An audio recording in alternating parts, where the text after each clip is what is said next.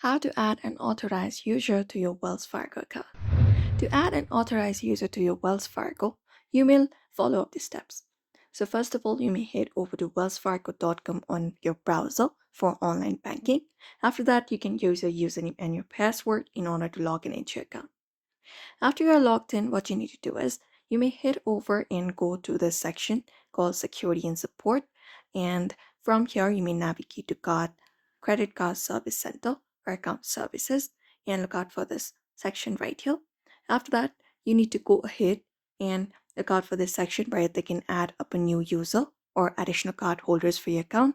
You will need to enter the authorized user's personal details, including your name, address, date of birth, and social security number. Keep in mind that you are liable for all the charges made by the authorized users on your credit card account. So this is the method you can follow up if you would like to add an authorized user to a Wells Fargo account.